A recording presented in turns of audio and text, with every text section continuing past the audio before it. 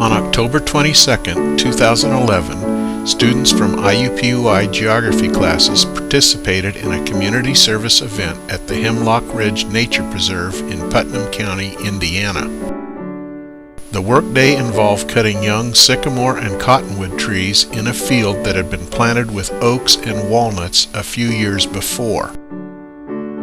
The oaks and walnuts are the desired trees in this location, so the sycamores and cottonwoods were removed to reduce competition for the oaks and walnuts.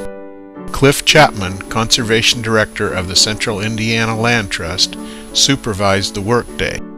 Cliff explains why the oaks and walnuts are the desired trees.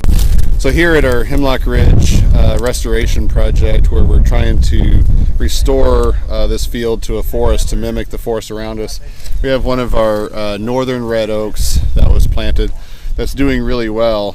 So you can see it's outgrowing all the vegetation around it, and this is the kind of thing that we're hoping for through this field, oaks and the other hickories and the walnuts. And the reason why is it's so important for wildlife, and it's without the work that we're doing and without planting it, it probably would not come into this field on its own. It would just not be able to compete with a lot of the other windblown seeds in this environment here.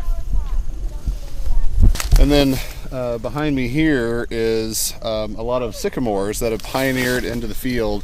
And you know, if you think about the way, kind of the life strategies of a sycamore tree versus an oak tree, where an oak tree only produces so many acorns, and most of those, and many of those, are eaten by wildlife, and it supports the whole system here, where the sycamore produces just thousands and thousands of seeds that the wind scatters out. And so we get a whole bunch of starts, and only a few of these would actually survive, but in the process they shade out a lot of other competition.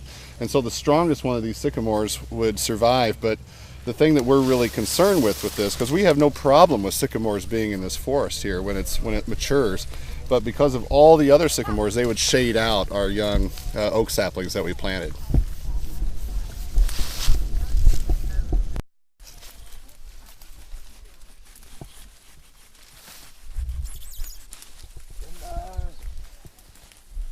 Gotta make sure you say that so nobody gets hurt. You know, stay a little after and videotape.